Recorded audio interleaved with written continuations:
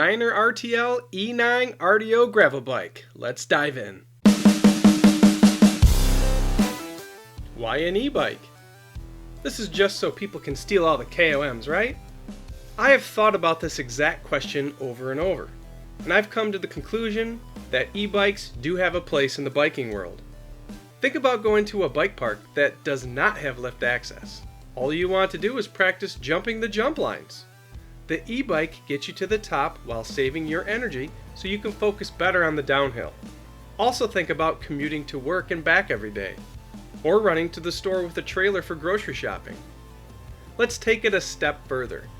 You have an older parent, or maybe your significant other isn't as in shape as you are and wants to ride with you and your group sometimes. This is a great way for them to be able to keep up and enjoy the time with you. How about we take it even a step further? Have you watched Accomplice? Maybe you should and listen to what Paul Basagodia has to say on the topic. Very eye-opening, and he can now feel the freedom again of riding because of an e-bike. I'll have a link in the description below of his story. Let's look at what this bike has to offer. It comes in 4 sizes: 50, 53, 56, and 59. It comes in one color, the electric green moss, as you see here. The frame is made of the high-quality Niner RDO carbon, as is the fork. The wheels are Stan's no tubes with the Schwalbe G1 speed tires. The brakes are Shimano GRX 400. The shifter and the brake levers are Shimano GRX 600. The rear derailleur is the Shimano GRX 800. It comes with a Shimano CN E8000 chain and a Shimano SLX M7000 1142 cassette. The rotors are pretty big, 180mm center lock Shimano RT EM 810s. The seat post is Niner carbon. Saddle is a Niner custom. Handlebars are the Easton EA50AX, and the stem is Niner alloy. This bike comes in at under 40 pounds, which is insane for an e-bike. On to what makes this thing an ebe. The Niner RTL E9 RDO has a Bosch Gen 4 Performance Line motor. Bosch delivers a reliable motor, and this one powers this bike up to 28 miles per hour, at which it does not power beyond that. Pairing with the motor to give the power is the Bosch PowerTube 500 WH battery. It also comes with the charging block to charge the battery after rides. For the crankset, they use a Praxis Bosch G4 with a 42T chainring. The bike also has a Bosch Purion display that shows you what mode you're in, how many miles you've gone, how fast you are going, and how many miles the battery has left in it to get you to where you are going. The bike has a price tag of just under $6,000, which is not bad considering all that you are getting. This bike offers versatility. You can load this bike up with bottle cages, bags, fenders, mudguards, you name it. The bike is super smooth on the road and gravel, and I was very comfortable going 27.5 miles an hour on the gravel roads because of this.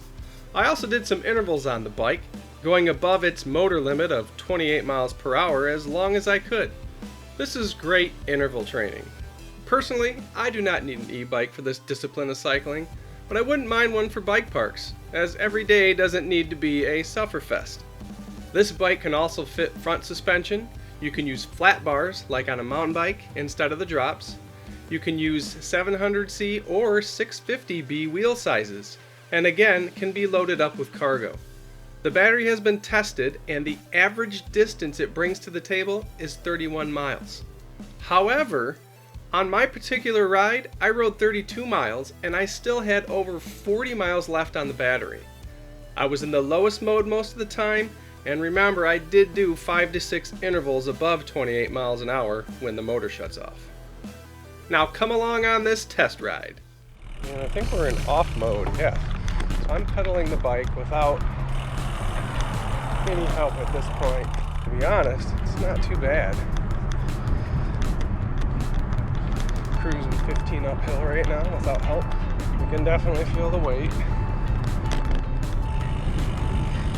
Weighted the bike without any help. Going downhill is easy. No help. Going 23 miles an hour.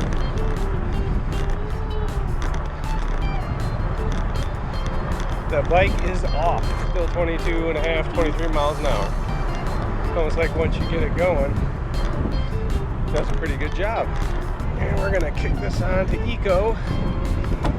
You can probably hear it. This is just eco mode. This is the easy mode. Uphill into the wind with just eco mode on. 24 easy miles an hour. 27 miles an hour. Around this corner up here, we're gonna go to a heavy headwind. I think they're about 20 mile an hour winds today. You can already start to feel it. We'll see how the eco mode works. Definitely feel that wind. But we're still going 24 miles an hour. All right, we're in tour mode. Go up this hill, out of the wind. So, still working up this hill. Just not as, I go faster to work just as hard as on a normal bike. Pop it back down into eco mode. Shows we have 52 miles left. We're going 28, which means that I'm on my own. Okay, now we're low. I'm gonna pop it into, there's tour. Made this hill way easier. Sport, holy cow. Send me off like a rocket. Turbo up this hill. It's not gonna kick in because I'm too fast. Here we go. Makes the hill feel like it's not even here. Turbo mode. Holy cow. Crazy. So it's crazy when you start from the start. If you start in turbo mode, you can get going really fast. Really fast. It's shut off right now because I'm over 28. So this is all my own power at this point. We got a big hill coming up. And in eco mode, I still have 56 miles. So we're gonna put this in turbo and see how good we can go up this hill.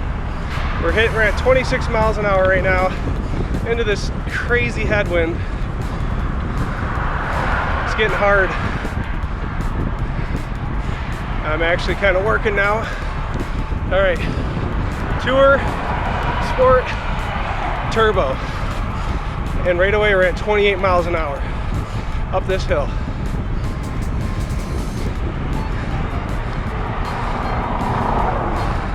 As soon as I drop below 28, you can feel it helping. We're at 27.7, going up that hill into a headwind. Wow. And I've got a windscreen on the GoPro. When I'm riding on the trails, there's no wind noise.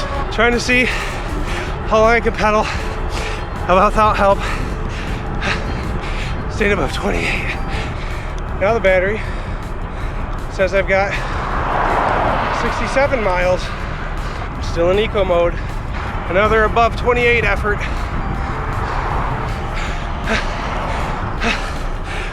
Okay, stop sign. We're on the gravel train. Still in eco mode. Heading into that wind. Probably could use a little bit of tour mode. Going into the wind. Gravel send.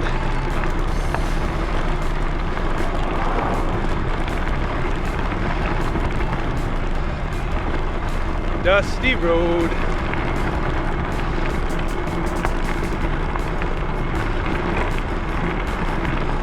Yeah, just eats up the gravel. It's actually pretty comfortable too. I think we're about 30 psi in the front tire, maybe a little less in the back. Eco mode, crushing gravel roads, 28 miles an hour.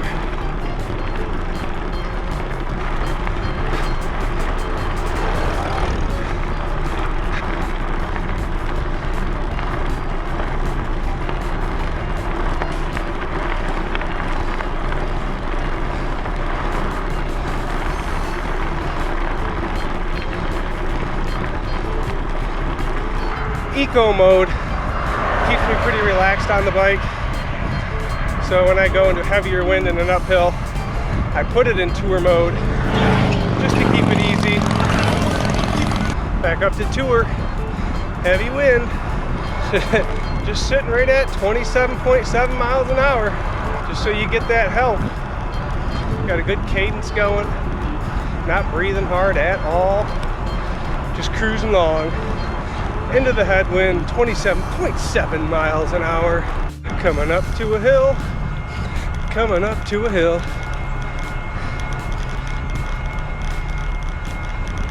We are in eco mode.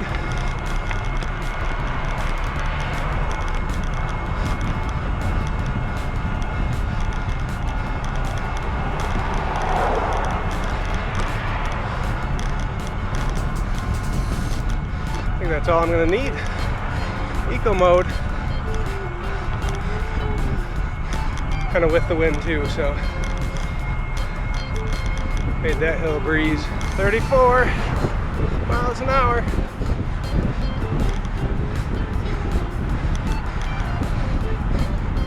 Alright, I'm putting it on turbo for this big hill here. This is a steep frickin' hill.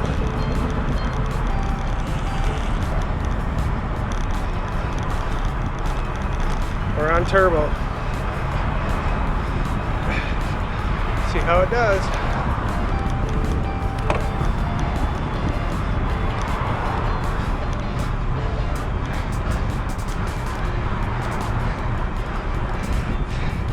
Oh.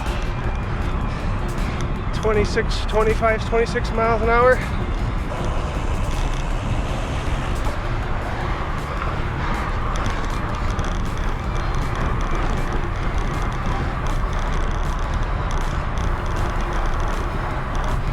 Bike's not working right now.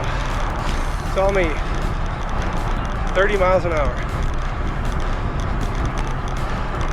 I'm actually building up miles in the eco mode. 31 miles an hour.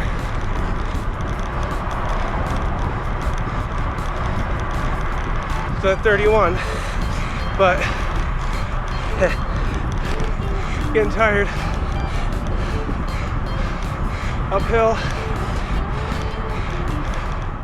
As you can see, I got some really good intervals in on this bike, but was able to recover in eco mode, still going almost 28 miles per hour. Remember Paul Basagodia? Check his video out by clicking the link in the description below. Let me know in the comments below what your thoughts are on e-bikes. I'll have some other links in the description for the cool bike books that I've read and to the GoPro I use. If you like bikes, help support the channel and grab some bike stickers. I put them on my vehicles. Also look in the description below for my $10 ebook, Getting Started in Mountain Biking Your First 90 Days. It'll make your life easier. Right now it's free. Stay tuned for more epic bike content in the coming videos. Don't miss out by subscribing and clicking that bell so you get notified when they are released. Click on one of these videos to continue your bike journey.